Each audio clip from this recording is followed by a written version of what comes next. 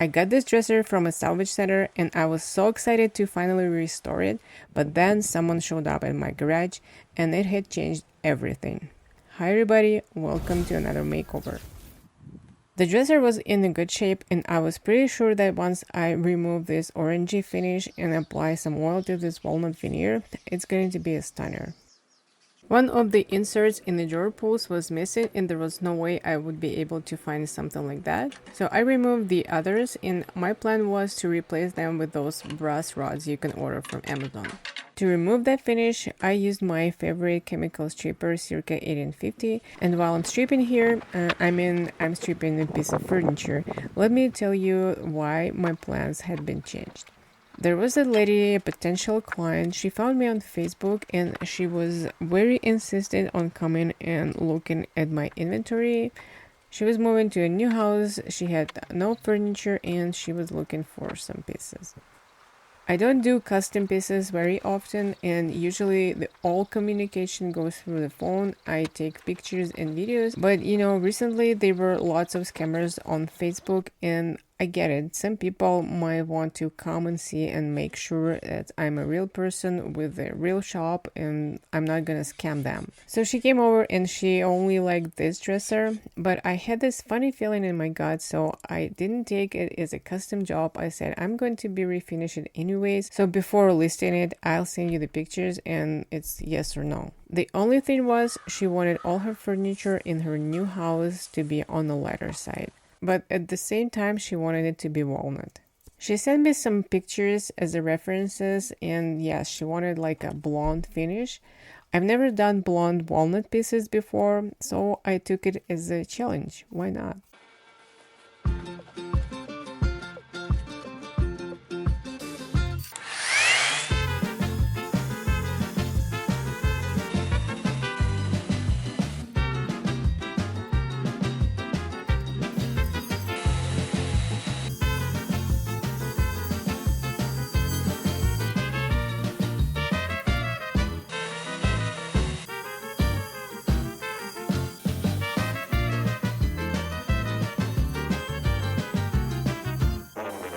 If you were about to get upset because I was done with sanding that fast, don't worry, I have 6 more drawers to sand. Because the bolts were glued to the surface and there was no way to remove them, I wasn't able to use my orbital sander, so I hand sanded all 6 drawers.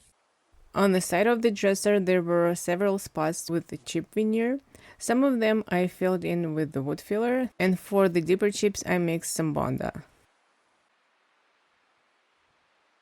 Once Bonda and the wood filler dried, I sanded it smooth, and before taking the next step, which was to do a blonde finish, I decided to blend in those spots. I mentioned in a couple of my previous videos that for blending job I like using gouache paint. I usually mix it with some water, but this time I decided to try shellac, and I can tell that it worked perfectly. With shellac, I didn't have to be worried about applying anything water-based over it without dissolving it. I looked at the dresser and the veneer was so beautiful that I was tempted to just leave it as it was.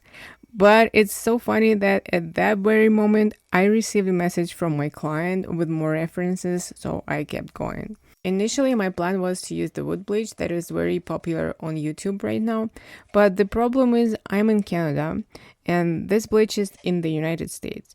I ordered from Amazon from a Rust-Oleum store, and I ordered 2 months prior this makeover and it had not been even shipped.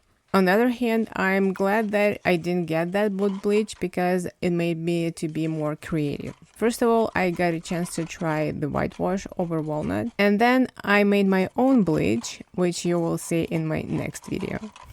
To make this dresser look blonde, I mixed 2 paint washes that I thought would work. First one was pinkish paint wash, and that was for neutralizing yellow undertone. If you have blonde hair like I do, you probably know that to neutralize yellow you need to use purple. But in this case, I didn't want it to be completely neutralized. I wanted it to be less pronounced, so I used pink. And for the second paint wash, I picked this dark beige color. I don't usually use this brand of the paint for painting my furniture, but for the paint wash purposes, it works great.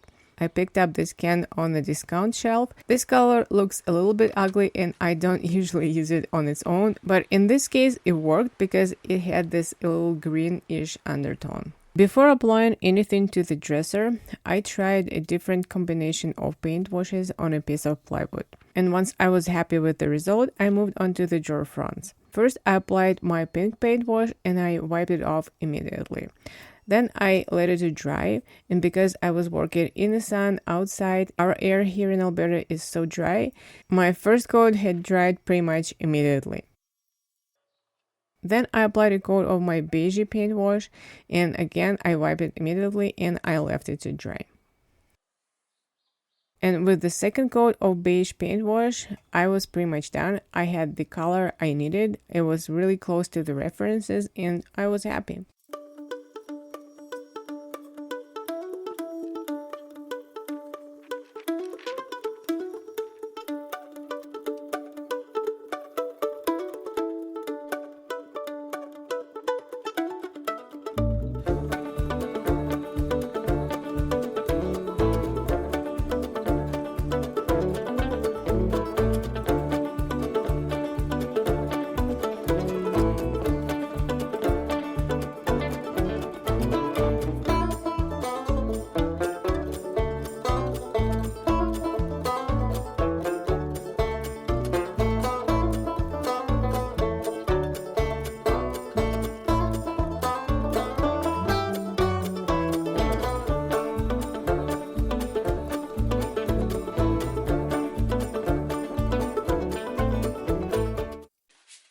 Once my paint wash was completely dry, it was obviously the next day. I wouldn't remember it myself, but my outfit is speaking louder than words. So next day, I applied a top coat. As a top coat, I used a new product for me. It's called acrylic polyurethane wood finish, which was a little bit weird for me because I always thought that polyurethane and acrylic finish were two different things, and Google says so as well. But here, I don't know, probably they combined acrylic finish with polyurethane, and this product is awesome for wood. I wouldn't apply it over the paint because it seems like it's going to be turning yellowish a little bit, but as a wood finish, I don't really mind it. While applying, it seems like the coats are a little bit thinner, but I tested it and this finish is pretty durable with just 3 coats applied. And what I really like about it, it doesn't give the wood that plasticky look like polyurethane does. This finish, I think it's a Canadian brand because I only seen it at the Canadian local hardware store. It's called Home Hardware. And the name of the brand is Beauty Tone. I know some people don't like this brand, but I used paint from this brand and it proved to be good. And like I said, I wouldn't use it over the paint, but for wood, it works for me. On the other side of the dresser, I had a drip of paint wash from the top, and I was like, of course. Normally, I would have redone the whole side, but this time I decided to try to fix it because I was like, what am I losing? But actually, I was able to sand the drip and then to blend in this sanded spot. So now you know if you find yourself in a similar situation, it's fixable. To speed up the process, I helped myself with a heat gun and I was ready to apply the top coat pretty much immediately.